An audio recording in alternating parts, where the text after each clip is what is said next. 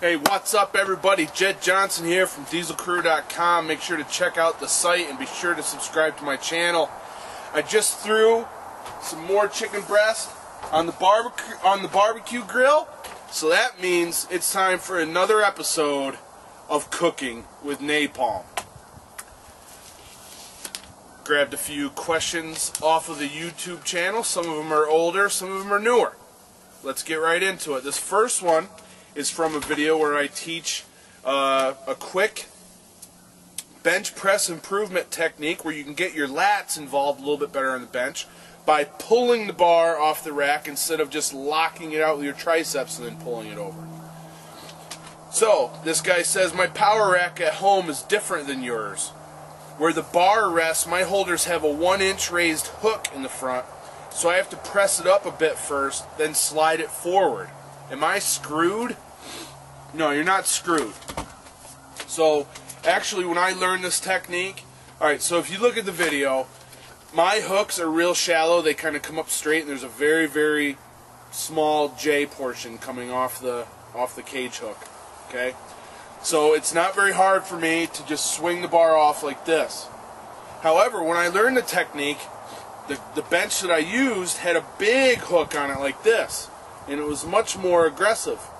So yes, we had to slightly press it and then pull it. So what you want to do is, when you press it up, just kind of guide it back along the squat, the vertical portion of the squat cage. So if this is your squat cage, and here's where your bar sits, whether it's flat or whether it's more at an angle, just if you're going to press it up this way and then swing it out away. The whole idea is, a lot of people when they bench, they don't get their lats into it at all. So they're losing stability in their shoulder, and they're losing weight on the bench. They're losing reps on the bench because it's not going to be shared across more of the torso. It's going to be concentrated more on the chest and delts. So you're losing out there. You want to get your lats involved. Just through synergy, you're going to be able to do more reps and more weight on the bench. Check that video out. There's more detail there than what I just covered. Alright, I see you lift the Rolling Thunder more with your back. I get weaker that way. Have you tried squatting down and having your back straight? That helps me a lot. Okay, so I'm not sure exactly what video this was, but I was doing some thick bar training, working on the Rolling Thunder, which is a thick handle device that spins, so no matter what happens when you pull it, your hand ends up in this position. And what they were seeing was they thought I was lifting it with my back. What I'm doing there, it's called a hip hinge. So it looks like I'm lifting it with my back, but I'm not. I don't do that. It might look like that because of the camera angle or whatever, but I'm not. So I'm gripping it. My stance looks like this. I'm not like this, like a total perfect squat position by any means. But at the same time, I'm monitoring what's going on with the implement. See, the thing with the Rolling Thunder is, if it's not set up perfectly, it'll tend to swing or it'll tend to move in a certain direction. You've got to be ready for that. If I'm like this, and perfect squat form, and I'm facing ahead or looking up or anything like that, I can't see what's going on there. You're stronger if you watch what's going on, and then you can, interact with the implement. You can move your body how you need to. You may even need to shift your foot to the left or right depending on where the implement goes. So I'm in the habit of looking down when I'm lifting, but I'm still getting that hip hinge. I'm lifting it with my hips. Okay? Hopefully that helps you out. But naturally, whatever works for you, go ahead and do whatever works. Hey Jed, off-topic question, but I just started reading Deadlift Dynamite because my deadlift stinks, he says, and I was surprised to see your name mentioned in the acknowledgments. First of all, that's awesome, and out of curiosity, what did you contribute to the book? So, Deadlift Dynamite is a book that was put out by Dragon Door. It was written by Pavel and Andy Bolton, and it's all about the deadlift. What we contributed, they covered. I'm trying to remember the terminology that they used.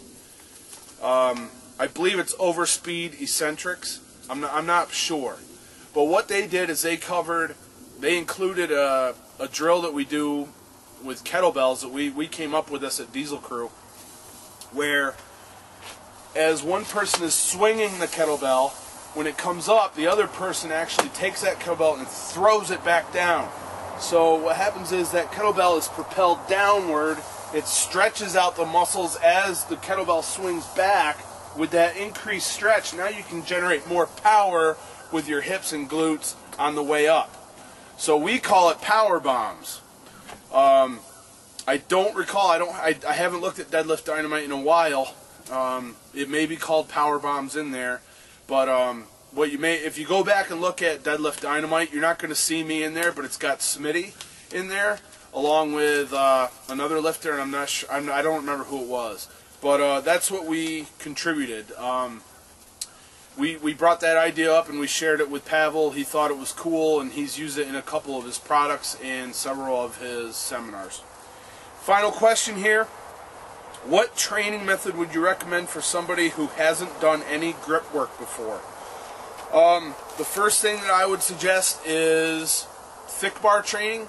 Get yourself some fat grips and just snap some of these fat grips onto the dumbbells and the pulling handles that you're using, rows and things like that. Just slap fat grips on there and do those for a few sets every workout. That'll start working you in the right direction towards developing some good solid grip strength. Thick bar is a great way to train. It will bring up your general hand strength, and generally, usually, when you train for thick bar, it will carry over to other things. Naturally, for some things, you need to spend specific time on, but if you just need some stronger hands in a general sense, thick bar is a good way to go, and fat grips are a great product. You can click the link below in order to get some, or just Google it. I'm sure you can find it. Alright, I hope this has been helpful. I hope you'd enjoyed this episode of Cooking with Napalm. Be sure to subscribe. Check out my website, dieselcrew.com. And please like my videos. It helps me out quite a bit to help the channel grow. And if you'd like to share it, please do so. Thanks a lot. All the best in your training. Take care.